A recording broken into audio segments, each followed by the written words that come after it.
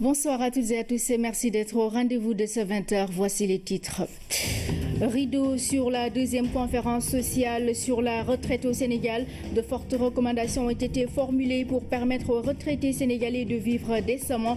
La cérémonie de clôture a été présidée par le Premier ministre. En finir pour de bon avec le paludisme, l'espoir est permis au vu des résultats enregistrés par le Sénégal. Ils ont été rappelés ainsi que les nouvelles stratégies de combat à l'occasion de la journée mondiale de lutte contre le paludisme, célébrée ce 25 avril un peu partout dans le pays. Et c'est Kaolack qui a abrité la cérémonie officielle. 96 000 électeurs sont appelés aux urnes ce 26 avril pour les élections de représentativité syndicale. L'une des particularités de ce scrutin est que seuls les enseignants sont concernés. On vous en dira davantage par rapport au fonctionnement de ce scrutin dans cette édition. Elles sont nombreuses les croyances qui entourent le nouveau-né au Sénégal. La plupart des rituels pratiqués visent à préserver le bébé, parfois même avant sa venue au monde. Quelques-uns à découvrir dans la rubrique Au cœur de nos cultures. Et puis nous avons un invité dans ce journal. Il s'agit de M. Malik Mbaye, directeur de la réglementation et de la coopération à la douane. Il vient nous parler de la conférence des directeurs généraux des douanes d'Afrique de l'Ouest et du Centre. Bonsoir monsieur et merci d'être avec nous. Bonsoir madame. Merci. Voilà, pour ouvrir cette édition, on va s'intéresser d'abord aux activités du chef de l'État. Le président Macky Sall s'est rendu à Yoff à 48 heures du 137e appel de Seydina Limamoulaye. Une visite de courtoisie au Khalif pour également témoigner à la communauté layène son soutien et sa considération. Nous y reviendrons avant la fin de ce journal. Justement, dans le cadre de cette édition 2017 de l'appel de Seydina Limamoulaye, à 48 heures de l'événement religieux, la communauté layène reçoit le soutien de la délégation générale de la protection à la protection sociale et à la solidarité nationale. Antassar Diako a remis une importante quantité de riz au Khalif Serigne Abdoulaye Thiaoulaye. Compte rendu Jeanne Dior. Comme lors des grands événements religieux, l'État du Sénégal appuie les foyers en denrées alimentaires. La délégation générale à la protection sociale et à la solidarité nationale sacrifie à la tradition. Son Excellence le Président de la République.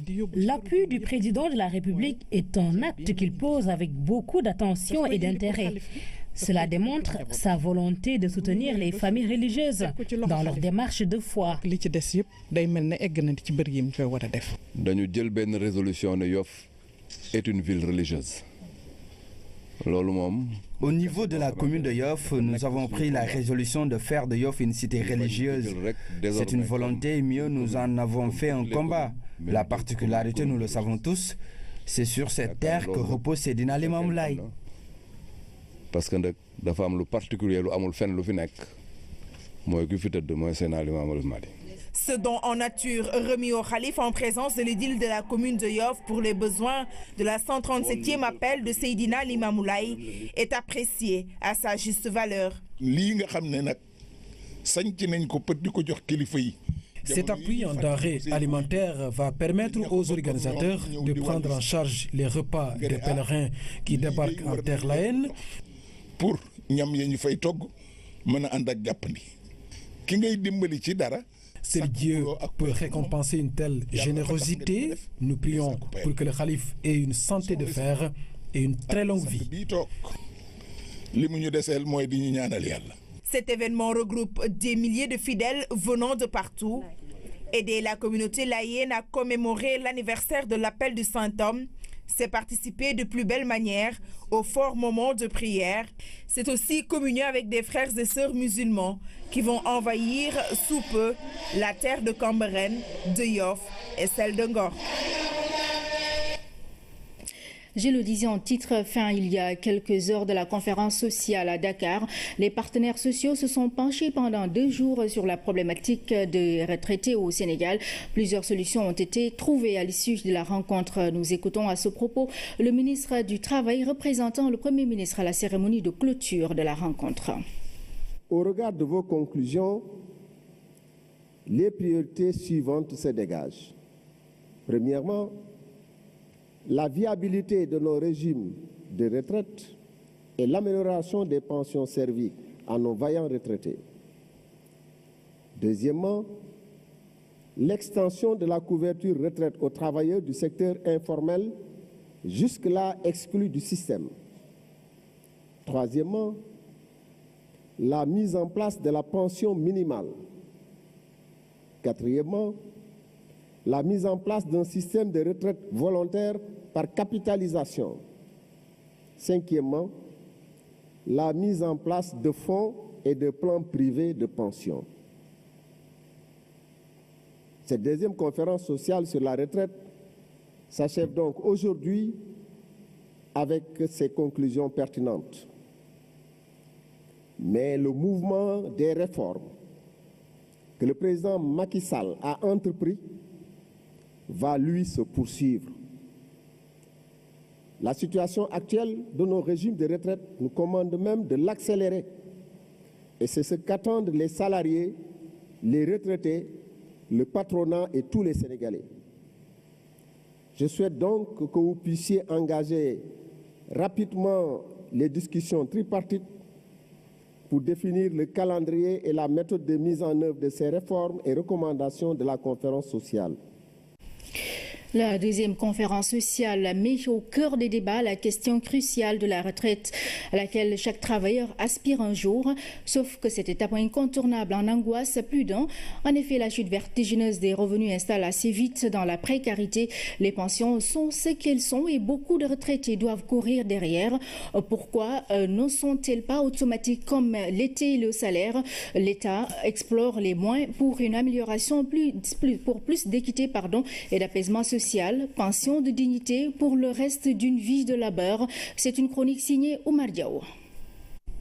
L'allongement progressif de l'espérance de vie fait que l'on arrive à pouvoir rester en activité beaucoup plus longtemps.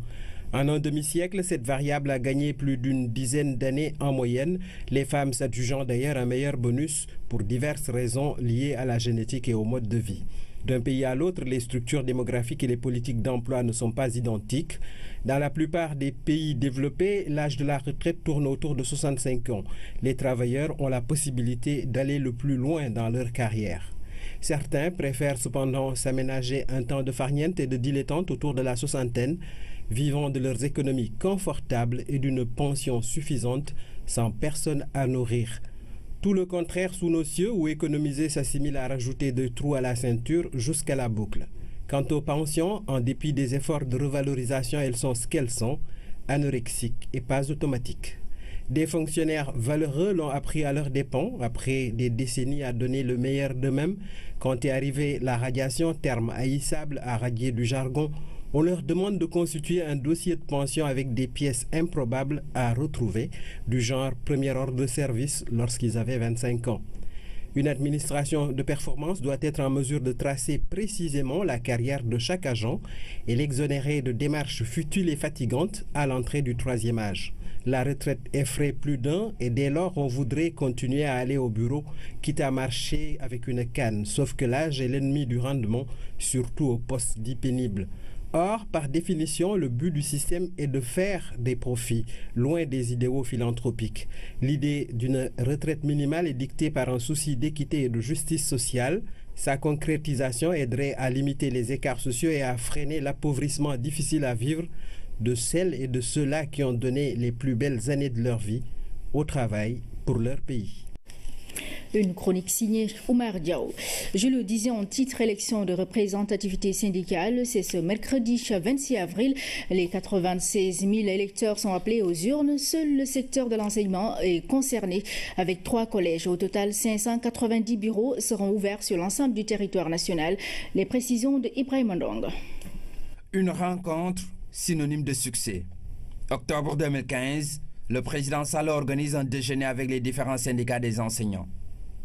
De cette activité est née l'idée de limiter la pléthore de syndicats, ce qui passe nécessairement par la réorganisation du secteur et la tenue des élections sectorielles. Depuis donc octobre 2015 que l'idée maintenant a germé et ensuite a commencé à prendre forme jusqu'à ce que maintenant tout le cheminement soit suivi depuis donc l'adoption consensuelle donc du cadre juridique jusqu'à la mise en œuvre progressive donc, du processus, avec donc la mise en place d'une commission électorale nationale, l'adoption d'un fichier consensuel et aussi donc la définition même de cartes électorales au niveau de chaque département. Plus de 96 000 participants sont appelés aux urnes ce mercredi 26 avril.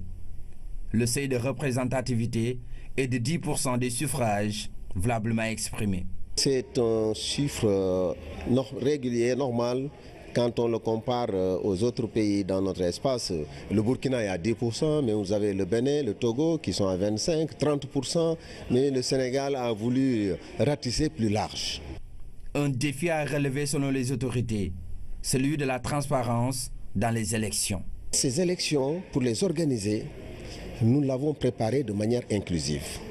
Donc avec tous les syndicats d'enseignants qui ont été convoqués, 40 syndicats d'enseignants ont participé aux rencontres préliminaires pour amender l'avant-projet d'arrêté organisant les élections. Et quand ils ont fini d'amender, cet avant-projet amendé a été soumis au Conseil consultatif du travail et de la sécurité sociale. Toutes les centrales syndicales qui étaient présentes, l'Assemblée nationale, le Conseil économique, le gouvernement.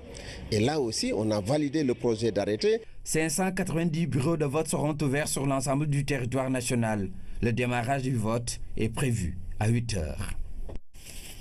Ce matin, s'est ouverte à Dakar la conférence régionale des ambassadeurs de France, une rencontre au cours de laquelle plusieurs questions seront examinées relatives à la paix et à la sécurité en Afrique de l'Ouest, le terrorisme, l'aide au développement ou encore la situation des étudiants sénégalais en France. Le ministre des Affaires étrangères qui a pris part à l'ouverture des travaux a magnifié la tenue de cette rencontre. Compte rendu, René Massiga-Diouf. Retrouvailles très amicales entre le ministre des Affaires étrangères et les autorités diplomatiques françaises. Discussion en aparté et grand moment d'échange. La conférence sous-régionale des ambassadeurs de France a été quasi unique en son genre dans un contexte politique français marqué par les élections présidentielles. Malgré tout, les travaux concernent les pays de la région. Cette région est très différente du reste de l'Afrique. Elle a aussi une croissance économique tout à fait impressionnante.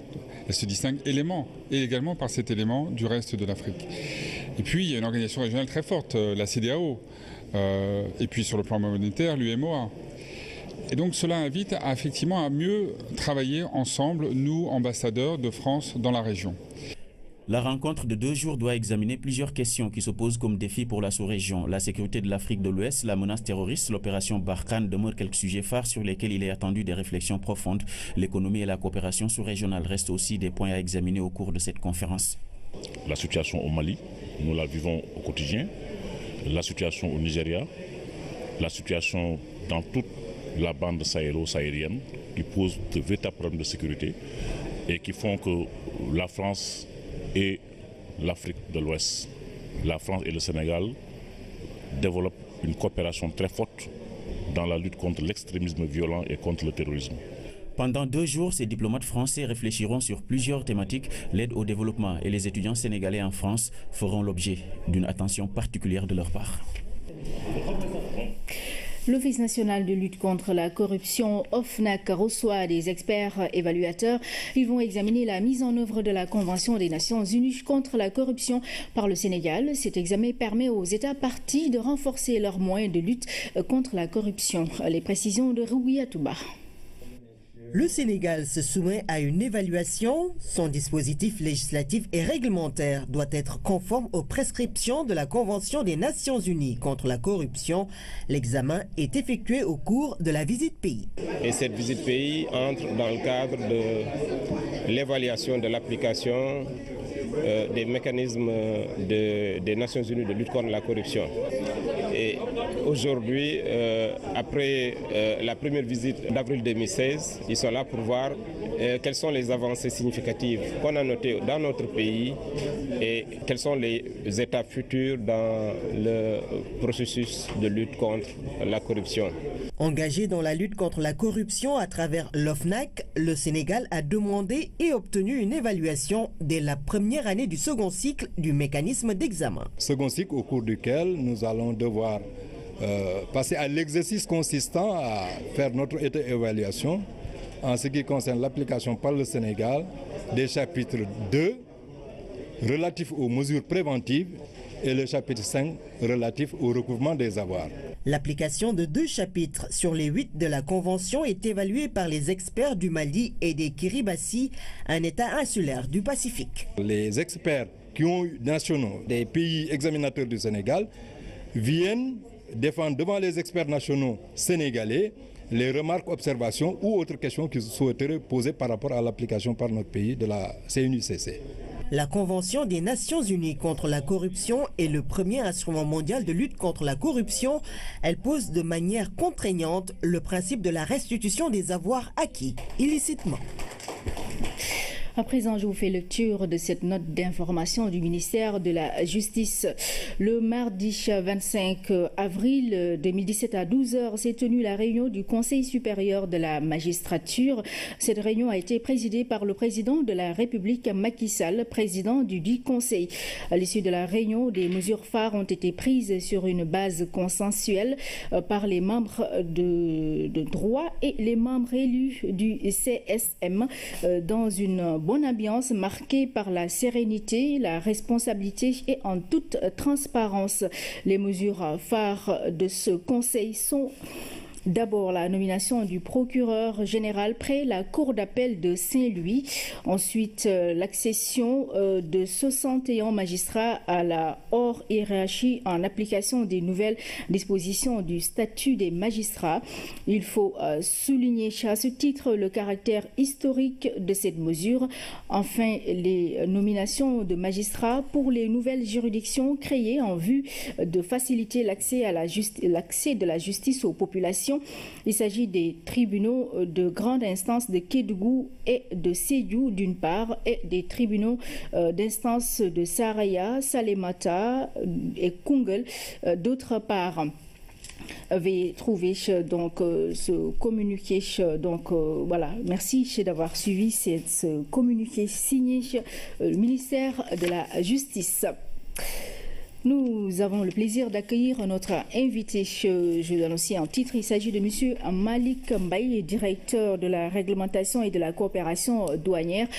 Bonsoir monsieur et merci d'être avec nous. Bonsoir madame, merci de l'invitation. Voilà, donc vous êtes là, c'est pour aborder la rencontre des directeurs généraux des douanes de l'Afrique de l'Ouest et du Centre. Alors monsieur Mbaye, quels sont les objectifs de cette rencontre qui se tient à Dakar? Merci madame. Donc, comme vous l'avez rappelé tantôt, le Sénégal accueille à partir de demain, donc du 26 au 28 et pendant 3 jours, la 22e conférence des directeurs généraux des douanes de la région de l'Organisation mondiale des douanes pour l'Afrique de l'Ouest et du Centre. Il s'agit au total de 23 administrations des douanes, y compris les communautés économiques régionales, notamment l'UEMOA, la CEDEAO et la CEMAC, et l'Organisation mondiale des douanes, qui vont se réunir à Dakar pour discuter des questions d'intérêt commun, mais également partager des expériences. Voilà, alors M. Mbaye, quelles sont les thématiques qui vont être abordées au cours de cette rencontre de Dakar? Alors les thématiques, il y en a plusieurs, mais tournent pour l'essentiel autour de la question de la modernisation des administrations douanières. Également les questions liées au renforcement des capacités et de la gestion des ressources humaines au niveau des douanes. Comme vous le savez, pour l'année 2017, l'administration des douanes a retenu comme thématique principale l'exploitation des données pour une meilleure gestion des frontières. Nous aborderons donc pendant cette conférence la question liée à l'informatisation des procédures douanières, puisque comme vous le savez, de plus en plus, les questions liées à la simplification des procédures restent aujourd'hui un enjeu fondamental pour la compétitivité des entreprises. Et de ce point de vue, l'administration des douanes du Sénégal a fait un bond extrêmement important, notamment par l'informatisation des procédures, par la dématérialisation des procédures. Nous discuterons également des questions liées aux échanges de renseignements. C'est important puisque les défis aujourd'hui auxquels nos administrations doivent faire face ne peuvent être surmontés que par rapport, en tout cas, à une bonne coordination en termes d'échange de renseignements et d'informations. Nous discuterons également de l'agenda de l'Union africaine, parce que comme vous le savez, beaucoup de thématiques, en tout cas aujourd'hui, se posent avec acuité, notamment la question liée à la mise en place de la zone de libre-échange continentale au niveau de l'Union africaine, mais également les questions liées au Parlement de l'Union africaine. Donc toutes ces questions seront discutées et nous ferons également le focus sur l'état de mise en œuvre des recommandations de la 21e conférence qui s'est tenue il y a 1 an à Abidjan. Alors maintenant, par rapport à la rencontre de Dakar, pourquoi le choix de la capitale sénégalaise et quelles sont les attentes pour le Sénégal? Alors pour le choix de Dakar, je dois également signaler à ce niveau que le Sénégal accueille la conférence pour la 2e fois. La première fois c'était en 2008, donc c'est un honneur qui est fait en tout cas au Sénégal. Et de ce point de vue également, il faut dire aujourd'hui que en matière douanière quand même, l'administration douanière du Sénégal demeure aujourd'hui une référence au niveau régional et même au niveau international. C'est connu de tous. Donc de ce point de vue, accueillir la conférence des DG et entre dans le cadre normal, en tout cas des choses, au niveau de l'OMD.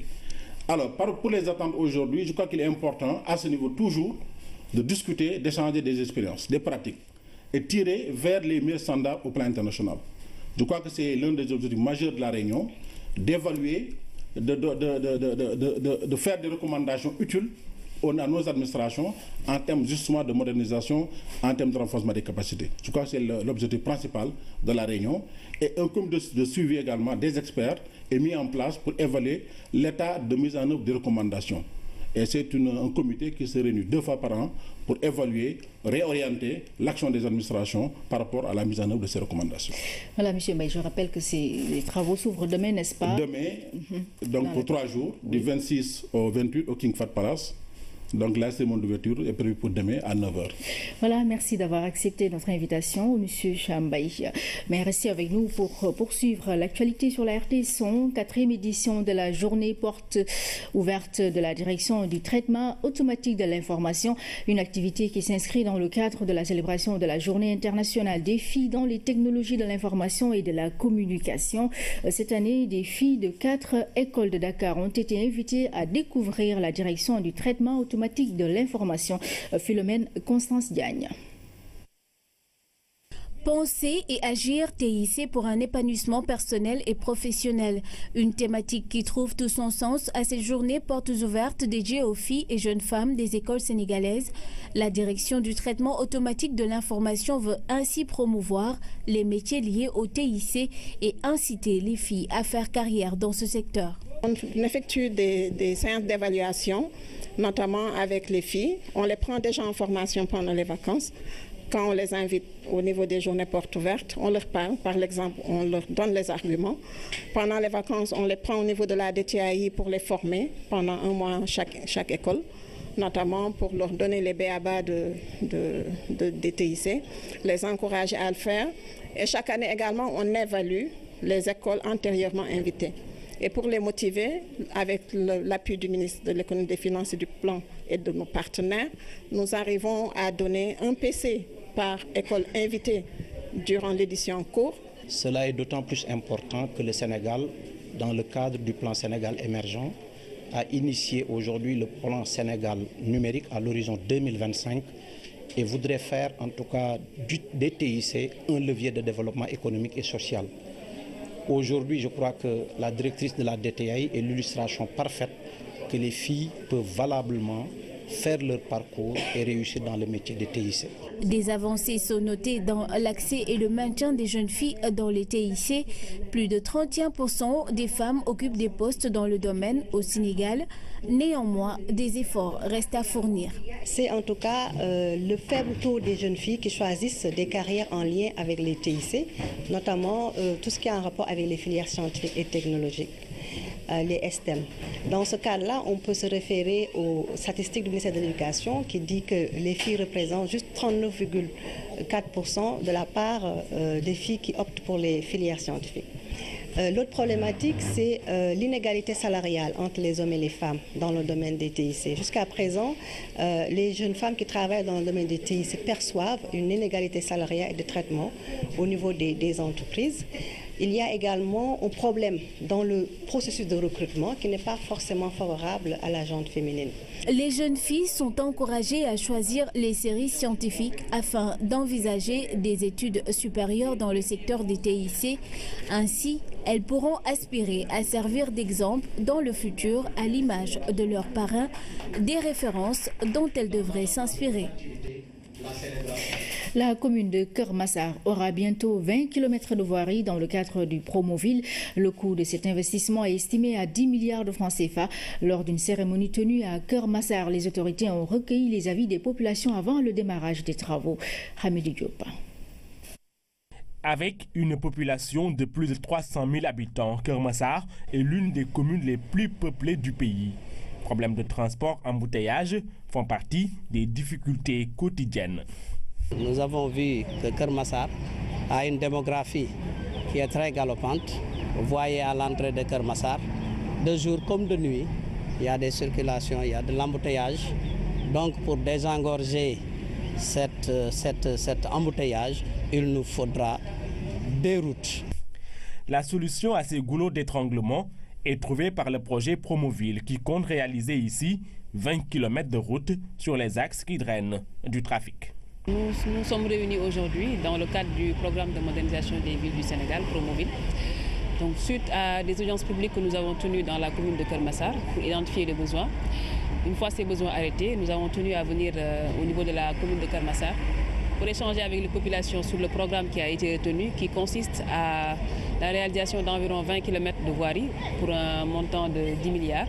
Donc ces voiries vont être accompagnées d'éclairage public, d'assainissement et des aménagements paysagers. Et il y aura en plus des mesures d'accompagnement qui vont consister à des formations, à des réhabilitations d'infrastructures socio-économiques de base dans la commune de Kermassar. Également, à la suite de la réalisation du programme, il est prévu que l'entretien des ouvrages qui seront réalisés soit pris en charge par la commune. Donc il y a une convention qui va lier la Géroute et la mairie de Kermassar. Avec des budgets limités, les collectivités locales ont souvent des besoins qu'elles ne peuvent pas satisfaire. L'État, à travers Promoville, veut les accompagner. Je pense qu'aujourd'hui, Promoville s'inscrit dans une démarche d'inclusion que le président de la République a voulu.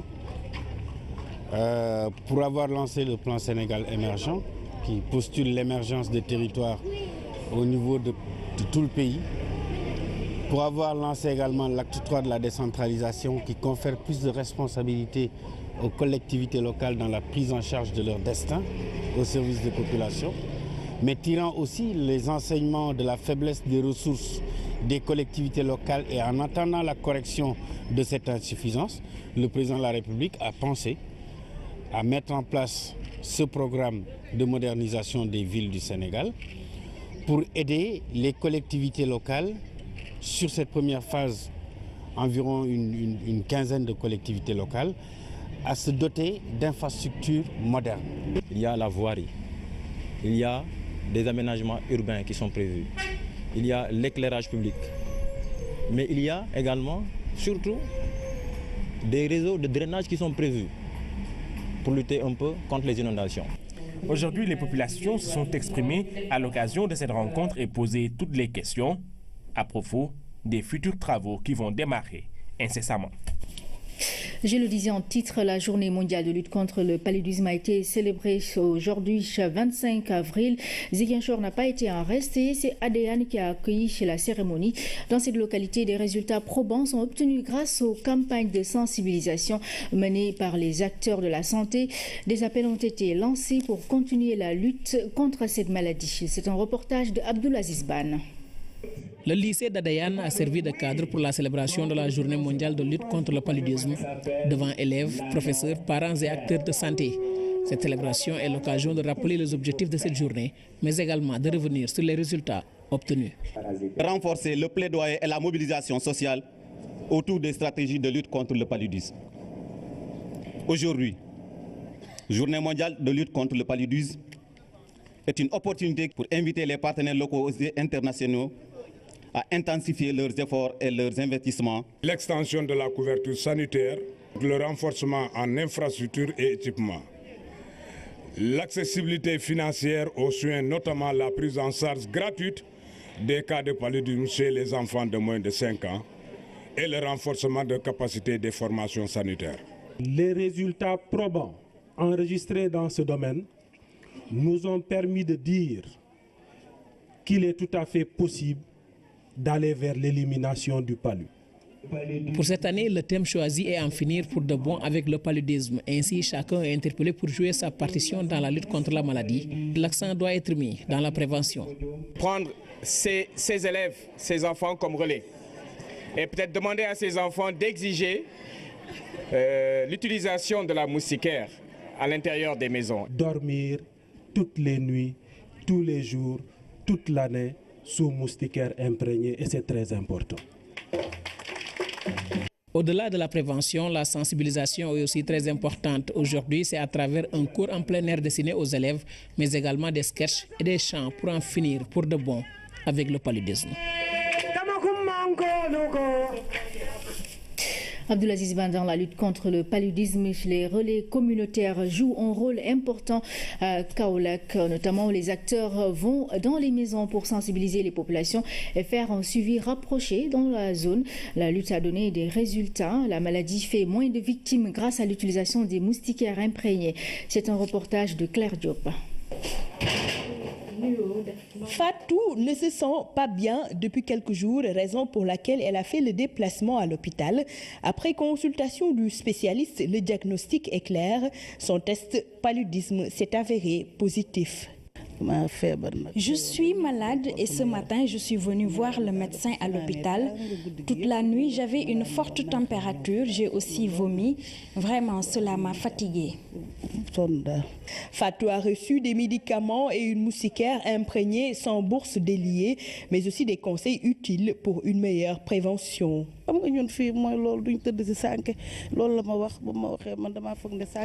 Ils m'ont donné des médicaments gratuitement et une moustiquaire. Moi, je n'aime pas les moustiquaires parce qu'il fait chaud à l'intérieur. Mais aujourd'hui, je connais l'importance de dormir sous moustiquaire.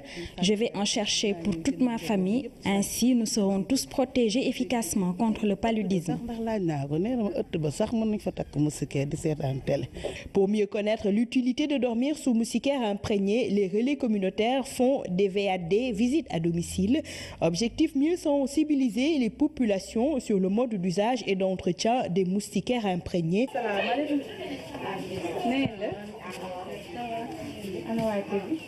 Mais aussi faire un suivi rapproché sur la santé de la famille. Edwige, un des acteurs trouvés sur le terrain en pleine séance de travail.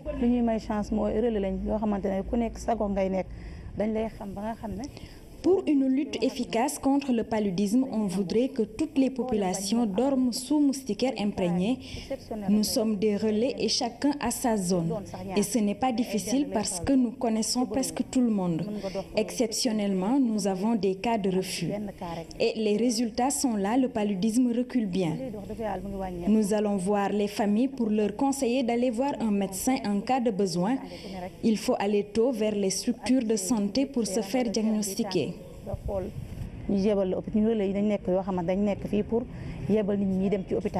Dans la lutte contre le paludisme, l'État a enregistré des résultats sans commune mesure. Le taux de morbidité a chuté de façon drastique.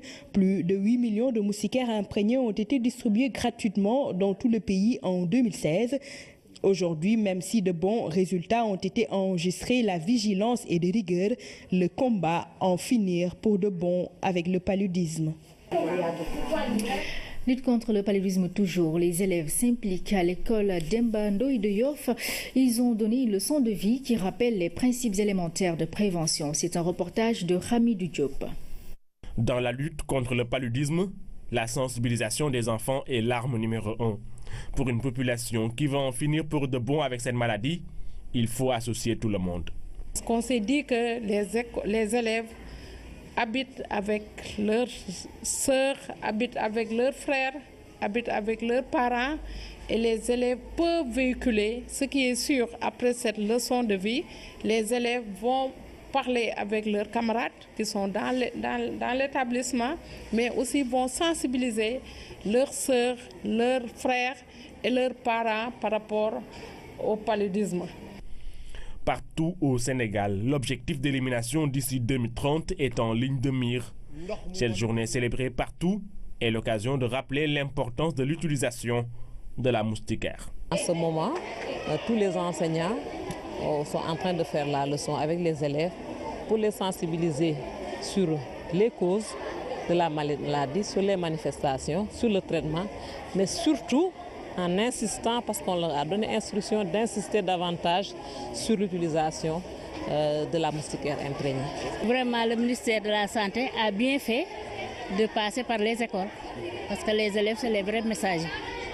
Ils vivent avec les parents, les frères, avec la famille. Et vraiment, ils transmettent les messages. Cette leçon de vie montre que les enfants ont bien compris le message. L'attente des autorités est qu'ils soient des relais efficaces dans la prévention. Voilà pour le chapitre consacré à la journée mondiale de lutte contre le paludisme célébrée aujourd'hui, donc 25 avril. Comment améliorer la qualité des productions audiovisuelles? C'est à cette question que la session de formation à l'intention des acteurs des médias tente de répondre.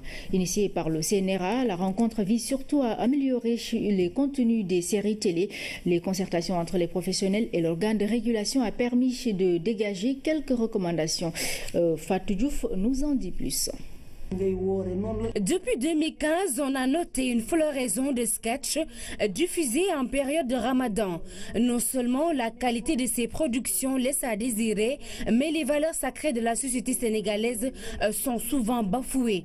Les acteurs eux-mêmes reconnaissent ces manquements. Il y a des manquements sur le plan contenu. Il y a des manquements sur le plan artistique, comment se comporter un artiste comédien. Il y a un manquement sur le plan réalisation et technique artistique aussi, direction artistique. L'heure est donc à la normalisation de ces contenus télévisuels. Pour ce faire, le CNRA offre un cadre de formation pour les réalisateurs, producteurs, directeurs de programmes et autres comédiens. Des experts en audiovisuel vont partager avec eux les outils nécessaires afin d'améliorer la qualité des productions. C'est l'idée de partage pour arriver à de meilleurs résultats. Et là, les gens ont voulu s'appesantir sur les contenus aussi, la qualité des contenus. Parce qu'on a relevé beaucoup de choses. Par exemple, un ndogou où quelqu'un met le pied dans la nourriture. C'est choquant. Quelqu'un exhibe, mettons, les dessous qu'il a rapportés pour ses parents. C'est choquant, c'est pas dans notre culture. Donc des éléments comme ça qui sont objectifs, qui ne sont pas créés par le CNRA, mais qui ont été vus à la télévision. Et la télévision, enfin les médias ont un rôle aussi éducatif. Même si la population aime ça, il faut les aiguiller peu à peu vers la qualité. J'attends beaucoup de choses de ces rencontres parce que être dans un séminaire où il y a les Mamadou Bal, il y a les Kharfal, il y a les Tafa Diop, pour moi c'est une chance. Donc ça va nous permettre, nous, de comprendre exactement les réalités et d'améliorer notre travail. C'est à cause de ça que cette année, je n'ai pas pu réaliser mon film sur le Ramadan. Au-delà de la formation des professionnels, il est aussi important de promouvoir la création de postes de directeurs artistiques et de comités de visionnage au sein des télévisions. Il est heureux aujourd'hui de voir et de savoir plutôt que le CNRA n'est pas seulement l'ange gardien de l'éthique de ses contenus, mais le CNRA est en train de mettre la main à la pâte pour aider à faire avancer ces contenus dans leur qualité, mais aussi dans leurs objectifs. Parce qu'un contenu audiovisuel n'est jamais neutre. Un contenu audiovisuel doit servir à quelque chose. C'est donc parti pour 2 jours de dialogue avec les télévisions et sociétés privées de production. Il s'agit de les inciter à prendre en compte certaines dimensions dans la création et la production des contenus télévisuels. Place à la rubrique au cœur de nos cultures. Ce soir, on s'arrête sur les mythes et croyances qui entourent le nouveau-né au Sénégal. Nombreux sont les conseils qui sont prodigués à toute nouvelle maman en vue de préserver son bébé. Ndeye Aïdega a rencontré 2 vieilles dames qui gardent jalousement quelques secrets de ces rituels. Reportage. Un couteau, des brins de balai et éventuellement une amulette pour protéger le nouveau-né. Une croyance traditionnelle ancrée à laquelle les grands-mères s'évertuent de trouver un justificatif.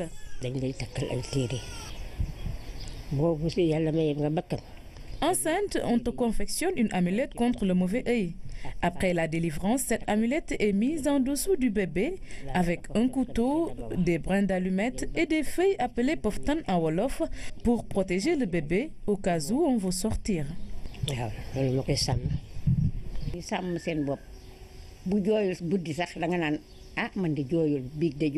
Nos grands-mères nous disaient que le bébé pleurait la nuit pour se protéger et il a besoin d'être dans les bras de sa mère pour être rassuré. C'est dire donc que beaucoup de mysticisme entoure l'arrivée des nouveau-nés au Sénégal.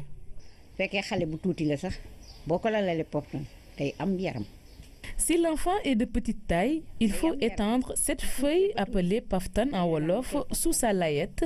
Ça favorise la prise de poids. Il en est de même pour leur prise en charge.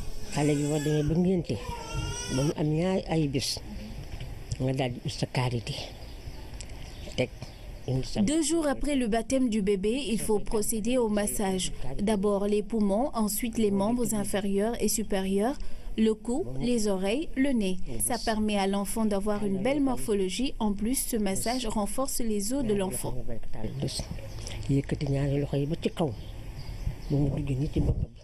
La période de poussée dentaire est généralement très difficile pour le bébé, mais il existe de vieux secrets de grand-mère pour la faciliter.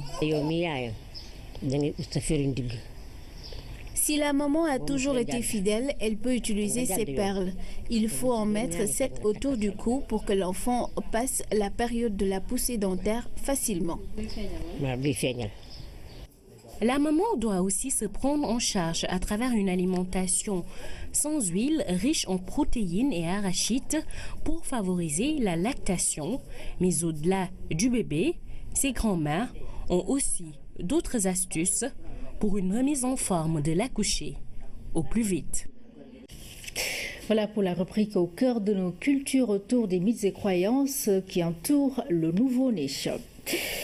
Les lettres sénégalaises à l'honneur à Conakry dans le cadre des activités célébrant le livre et la lecture dans la capitale guinéenne.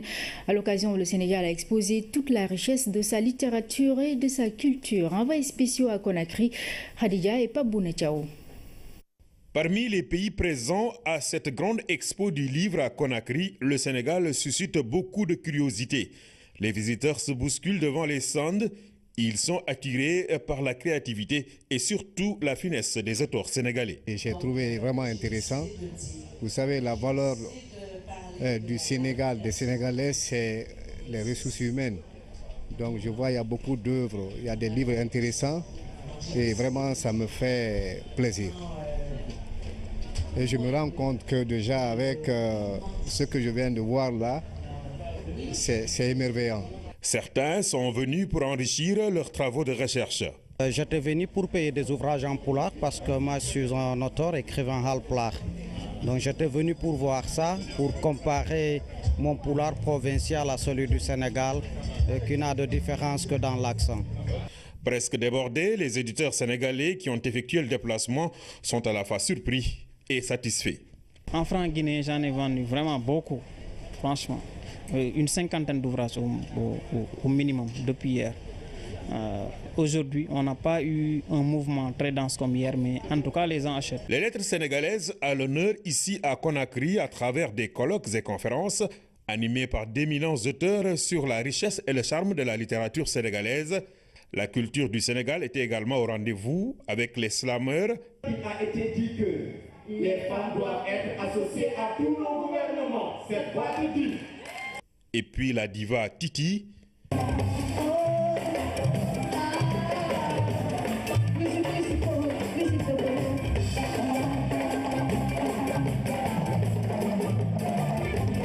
Une soirée sénégalaise à la dimension de l'événement. Une fierté pour moi d'être là aussi avec la communauté guinéenne aussi qui m'ont soutenu. Donc je suis très contente. Je voudrais donc aujourd'hui vraiment rendre un hommage mérité à cette grande équipe, à toutes nos autorités sénégalaises qui, depuis que le Sénégal a été choisi, n'ont ménagé aucun effort, ont pris toutes les mesures, toutes les dispositions pour que nous puissions, depuis samedi, honorer notre pays. Une présence remarquable du Sénégal dans toutes les activités littéraires et culturelles de cette édition de Conakry, capitale mondiale du livre. Les festivités ont également pour objectif de consolider les liens amicaux et fraternels qui existent entre Sénégalais et Guinéens.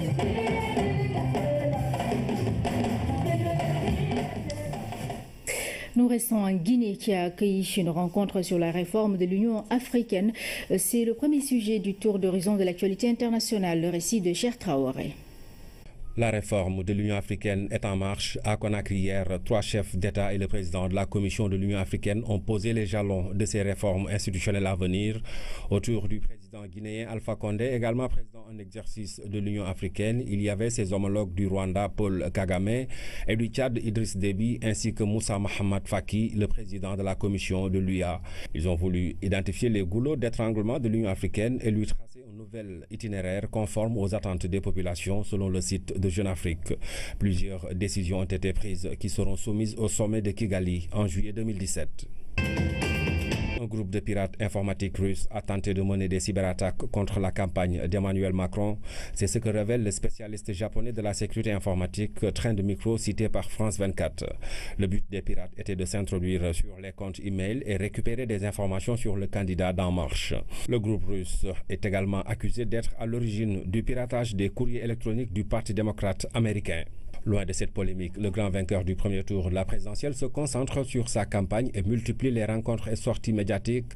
Malgré le ralliement d'une bonne partie des candidats éliminés et du président François Hollande, le staff de Macron assure que la victoire n'est pas encore acquise. Une stratégie qui trouve son fondement dans le regain de confiance de Marine Le Pen. La candidate du Front National entend se battre jusqu'au bout, malgré des sondages défavorables. Aux États-Unis, Donald Trump a du souci à se faire après 100 jours à la Maison-Blanche. Le président américain n'arrive pas encore à rassurer ses électeurs quant à la mise en œuvre de ses promesses. Dernier blocage en date, le vote du budget. Certains républicains et les démocrates ne sont pas prêts à lui faciliter la tâche. Le problème réside dans le financement de la construction du mur à la frontière avec le Mexique. Une décision qui risque de mener à une fermeture des administrations dans 3 jours. Note nécrologique dans cette édition, Joe Wakam n'est plus de son vrai nom. Issa Samb, il a quitté la scène à 72 ans. Artiste aux multiples facettes, l'homme se confondait à cette ville de Dakar où il était loin d'être un illustre inconnu. Inconnu donc, anticonformiste dans l'âme. Donc il était, se disait l'explorateur Joe Wakam, s'était en ce mardi à l'hôpital principal. Un homme pétri de culture et complexe s'en est allé. La rédaction lui rend hommage par la voix de Oumar Diaw. Peintre, sculpteur, dramaturge, critique, poète, acteur, on en oublie, Joe Wakam avait plus d'une casquette et plus d'une corde à son arc. Né le 31 décembre 1945 en milieu traditionnel lébou, précisément au village Joe Wakam, toponyme accolé fièrement à son nom Joe, toute une vie durant, Issa Samb, de son vrai nom, vient d'être emporté par le temps qui passe, qui lasse et qui efface. Pourtant, l'homme disait être marié avec le temps et on ne lui connaissait pas d'autres femmes. La compagne infidèle l'aura donc abandonné un début d'après-midi d'avril. Sa demeure depuis une quarantaine d'années, 6 au 17 rue Jules Ferry à Dakar, si problématique ces derniers temps, qu'il ne voulait pas libérer, est désormais orpheline de l'artiste à l'éternel béret, à la pipe et au binocle.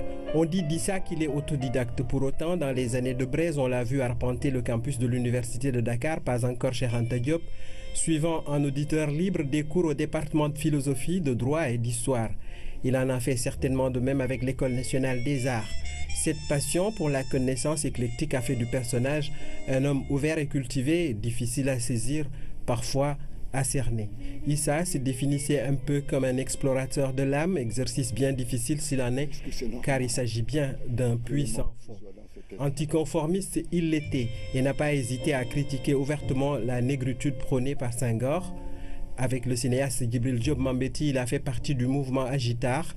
Avec la disparition de Joe Wakam, c'est une icône de la capitale qui s'en va, une autre manière d'être qui s'éclipse.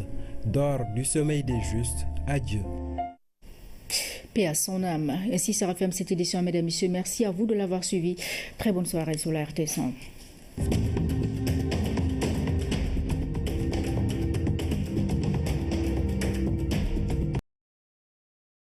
De l'Ouest et du Centre. Alors, M. Mbaye, quels sont les objectifs de cette rencontre qui se tient à Dakar?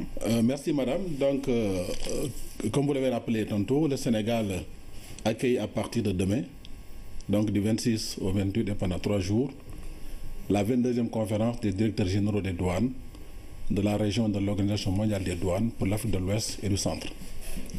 Il s'agit au total de 23 administrations des douanes y compris les communautés économiques régionales, notamment l'UEMOA, la CEDEAO et la CEMAC, et l'Organisation mondiale des douanes, qui vont se réunir à Dakar pour discuter des questions d'intérêt commun, mais également partager des expériences. Voilà, alors, M. Mbaye, quelles sont les thématiques qui vont être abordées au cours de cette rencontre de Dakar? Alors, les thématiques, il y en a plusieurs, mais tournent pour l'essentiel autour de la question de la modernisation des administrations douanières. Également les questions liées au renforcement des capacités et de la gestion des ressources humaines au niveau des douanes. Comme vous le savez, pour l'année 2017, l'administration des douanes a retenu comme thématique principale l'exploitation des données pour une meilleure gestion des frontières. Nous aborderons donc pendant cette conférence la question liée à l'informatisation des procédures douanières, puisque comme vous le savez, de plus en plus, les questions liées à la simplification des procédures restent aujourd'hui un enjeu fondamental pour la compétitivité des entreprises. Et de ce point de vue, l'administration des douanes du Sénégal a fait un bond extrêmement important, notamment par l'informatisation des procédures, par la dématérialisation des procédures. Nous discutons également des questions liées aux échanges de renseignements. C'est important puisque les défis aujourd'hui auxquels nos administrations doivent faire face ne peuvent être surmontés que par rapport, en tout cas, à une bonne coordination en termes d'échange de renseignements et d'informations. Nous discutons également de l'agenda de l'Union africaine, parce que comme vous le savez, beaucoup de thématiques, en tout cas aujourd'hui, se posent avec acuité, notamment la question liée à la mise en place de la zone de libre-échange continentale au niveau de l'Union africaine, mais également les questions liées au parlement de l'Union africaine. Donc toutes ces questions seront discutées et nous ferons également le focus sur l'état de mise en œuvre des recommandations de la 21e conférence qui s'est tenue il y a un an à Abidjan. Alors maintenant, par rapport à la rencontre de Dakar, pourquoi le choix de la capitale sénégalaise et quelles sont les attentes pour le Sénégal? Alors pour le choix de Dakar, je dois également signaler à ce niveau que le Sénégal accueille la conférence pour la deuxième fois. La première fois c'était en 2008, donc c'est un honneur qui est fait en tout cas au Sénégal. Et de ce point de vue également, il faut dire aujourd'hui que en matière douanière quand même, l'administration douanière du Sénégal demeure aujourd'hui une référence au niveau régional et même au niveau international. C'est connu de tous. Donc de ce point de vue, accueillir la conférence des DG et entre dans le cadre normal, en tout cas des choses, au niveau de l'OMD. Alors pour les attentes aujourd'hui, je crois qu'il est important à ce niveau toujours de discuter, d'échanger des expériences, des pratiques et tirer vers les meilleurs standards au plan international. Je crois que c'est l'un des objectifs majeurs de la réunion, d'évaluer, de faire des recommandations utiles à nos administrations en termes justement de modernisation, en termes de renforcement des capacités. Je crois que c'est l'objectif principal de la réunion. Et un comité de suivi également des experts est mis en place pour évaluer l'état de mise en œuvre des recommandations. Et c'est un comité qui se réunit 2 fois par an pour évaluer, réorienter l'action des administrations par rapport à la mise en œuvre de ces recommandations. Voilà, M. Mbaye, je rappelle que les travaux s'ouvrent demain, n'est-ce pas? Demain, donc pour 3 jours, du 26 au 28 au King Fahd Palace. Donc la cérémonie d'ouverture est prévue pour demain à 9h. Voilà, merci d'avoir accepté notre invitation, M. Chambaye. Mais restez avec nous pour poursuivre l'actualité sur la RT Son. 4e édition de la journée porte ouverte de la direction du traitement automatique de l'information. Une activité qui s'inscrit dans le cadre de la célébration de la journée internationale des filles dans les technologies de l'information et de la communication. Cette année, des filles de 4 écoles de Dakar ont été invitées à découvrir la direction du traitement automatique de l'information. Philomène.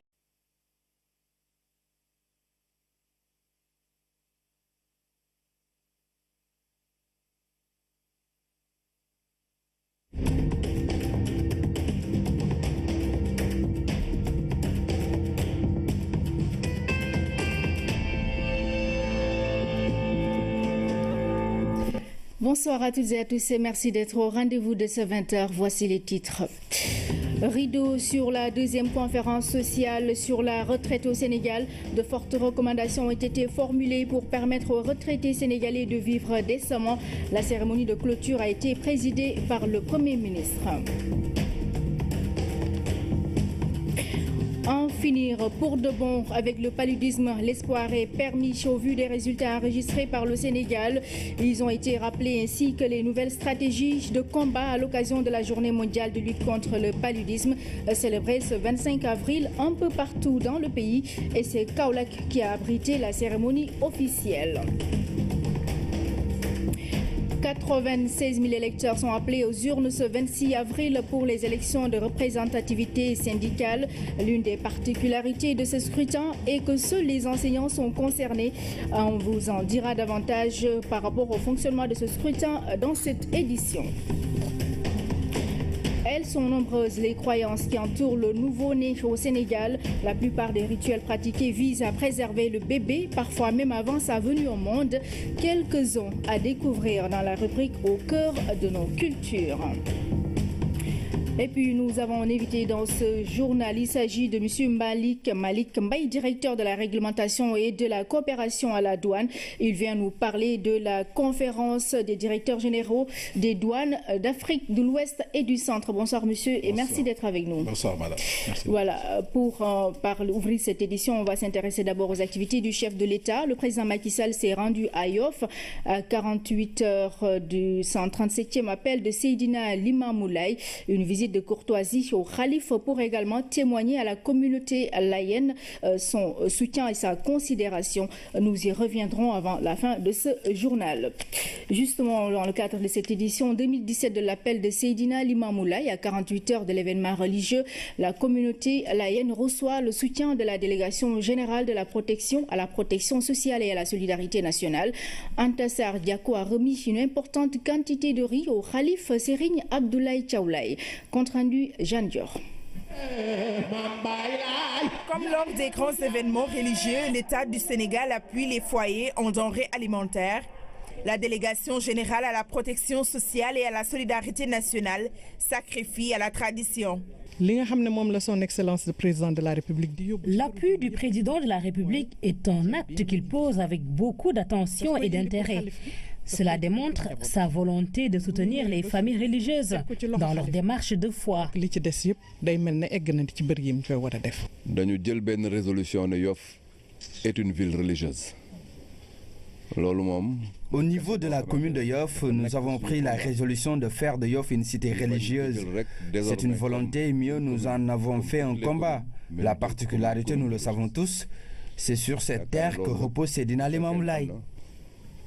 Parce que dafa am lu particulier lu amul fenn lu fi nek moy ku fi teud moy Seydina Limamou Laye.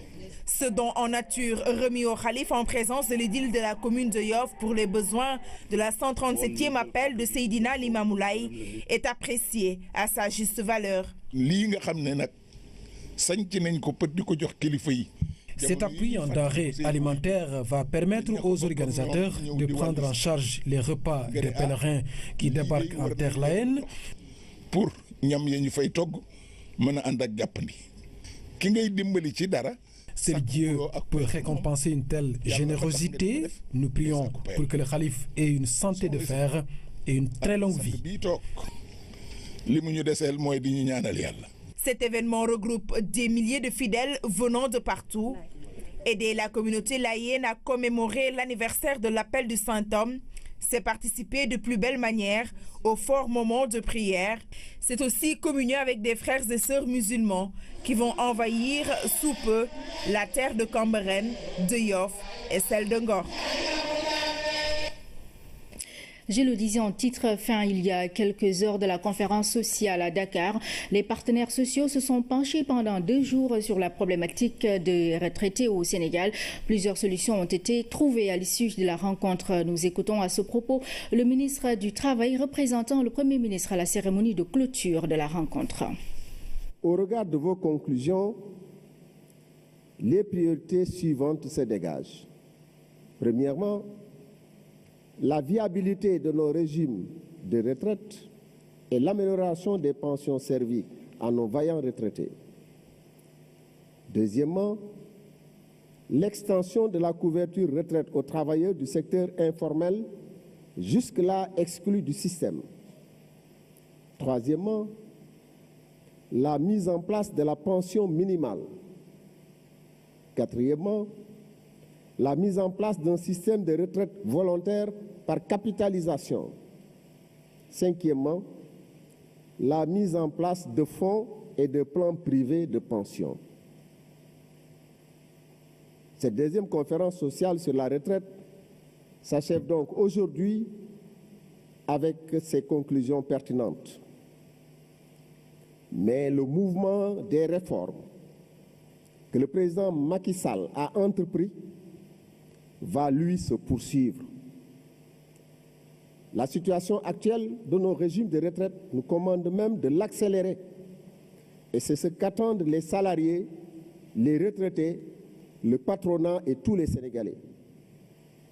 Je souhaite donc que vous puissiez engager rapidement les discussions tripartites pour définir le calendrier et la méthode de mise en œuvre de ces réformes et recommandations de la conférence sociale.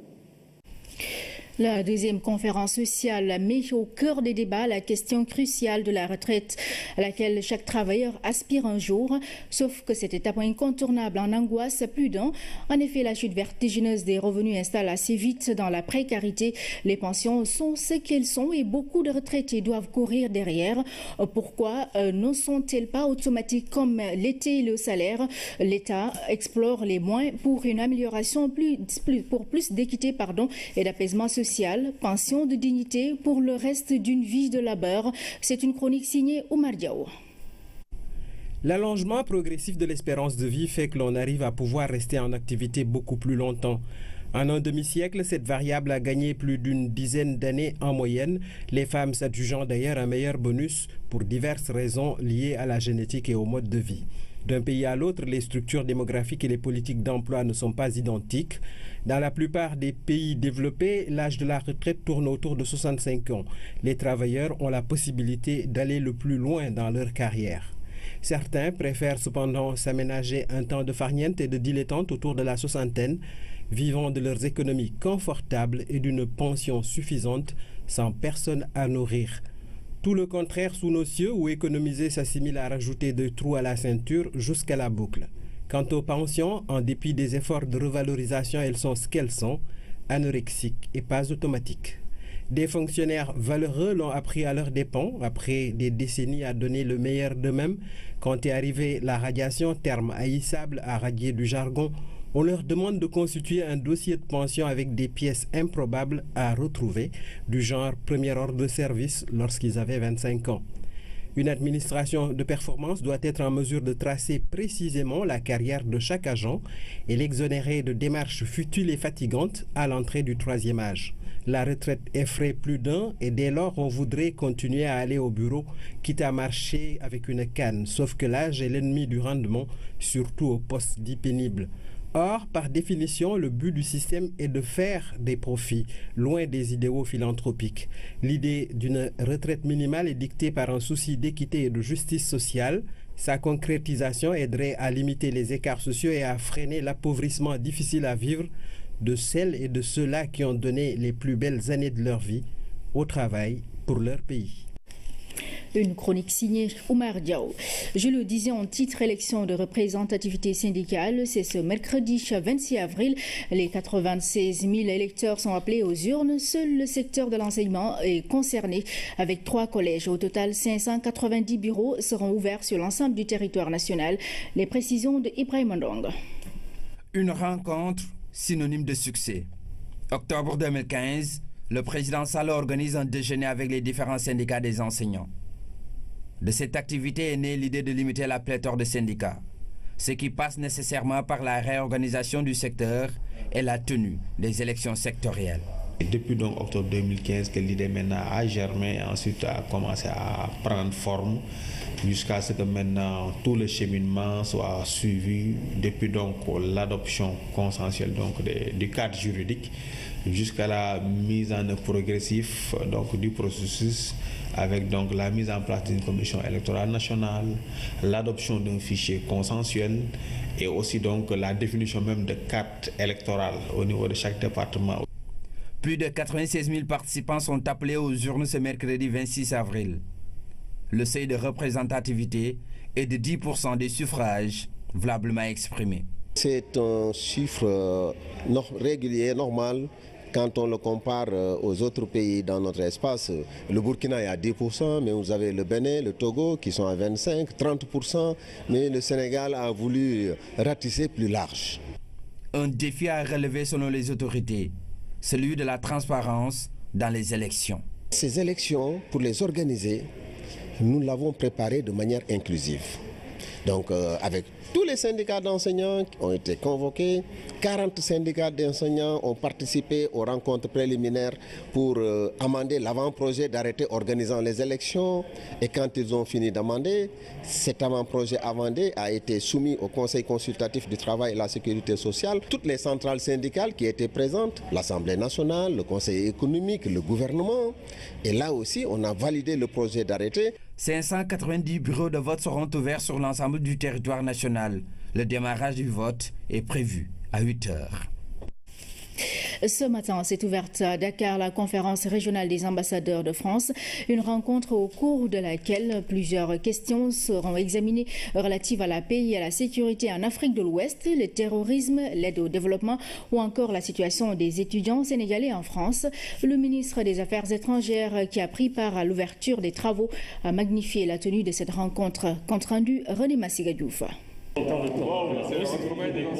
Retrouvailles très amicales entre le ministre des Affaires étrangères et les autorités diplomatiques françaises. Discussion en aparté et grand moment d'échange. La conférence sous-régionale des ambassadeurs de France a été quasi unique en son genre dans un contexte politique français marqué par les élections présidentielles. Malgré tout, les travaux concernent les pays de la région. Cette région est très différente du reste de l'Afrique. Elle a aussi une croissance économique tout à fait impressionnante. Elle se distingue également par cet élément du reste de l'Afrique.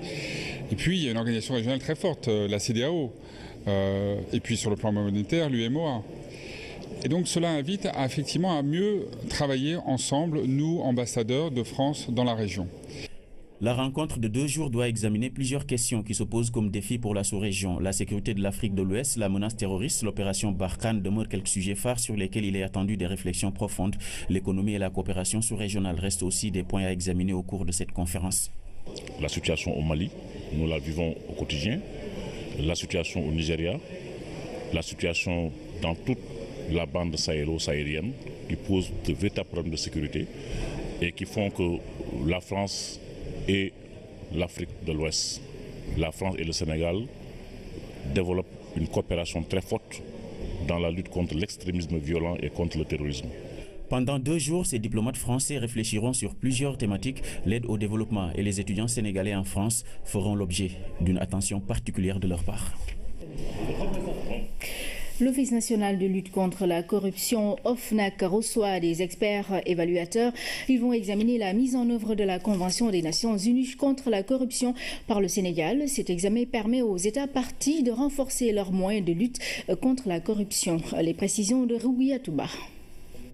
Le Sénégal se soumet à une évaluation. Son dispositif législatif et réglementaire doit être conforme aux prescriptions de la Convention des Nations Unies contre la corruption.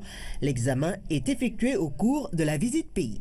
Et cette visite pays entre dans le cadre de l'évaluation de l'application des mécanismes des Nations Unies de lutte contre la corruption. Et aujourd'hui, après la première visite d'avril 2016, ils sont là pour voir quelles sont les avancées significatives qu'on a notées dans notre pays et quelles sont les étapes futures dans le processus de lutte contre la corruption. Engagé dans la lutte contre la corruption à travers l'OFNAC, le Sénégal a demandé et obtenu une évaluation dès la première année du second cycle du mécanisme d'examen. Second cycle au cours duquel nous allons devoir passer à l'exercice consistant à faire notre évaluation en ce qui concerne l'application par le Sénégal des chapitres 2 relatifs aux mesures préventives et le chapitre 5 relatif au recouvrement des avoirs. L'application de 2 chapitres sur les 8 de la Convention est évaluée par les experts du Mali et des Kiribati, un État insulaire du Pacifique. Les experts qui ont eu nationaux des pays examinateurs du Sénégal viennent défendre devant les experts nationaux sénégalais les remarques, observations ou autres questions qu'ils souhaiteraient poser par rapport à l'application par notre pays de la CNUCC. La Convention des Nations Unies contre la corruption est le premier instrument mondial de lutte contre la corruption. Elle pose de manière contraignante le principe de la restitution des avoirs acquis illicitement. À présent, je vous fais lecture de cette note d'information du ministère de la Justice. Le mardi 25 avril 2017 à 12h s'est tenue la réunion du Conseil supérieur de la magistrature. Cette réunion a été présidée par le président de la République, Macky Sall, président du dit Conseil. À l'issue de la réunion, des mesures phares ont été prises sur une base consensuelle par les membres de droit et les membres élus du CSM dans une bonne ambiance marquée par la sérénité, la responsabilité et en toute transparence. Les mesures phares de ce conseil sont d'abord la nomination du procureur général près la cour d'appel de Saint-Louis. Ensuite, l'accession de 61 magistrats à la hors hiérarchie en application des nouvelles dispositions du statut des magistrats. Il faut souligner à ce titre le caractère historique de cette mesure. Enfin, les nominations de magistrats pour les nouvelles juridictions créées en vue de faciliter l'accès de la justice aux populations. Il s'agit des tribunaux de grande instance de Kédougou et de Sédhiou d'une part et des tribunaux d'instance de Saraya, Salémata et Koungheul d'autre part. Veuillez trouver donc ce communiqué. Donc voilà, merci d'avoir suivi ce communiqué signé le ministère de la Justice. Nous avons le plaisir d'accueillir notre invité. Je donne aussi un titre. Il s'agit de M. Malik Mbaye, directeur de la réglementation et de la coopération douanière.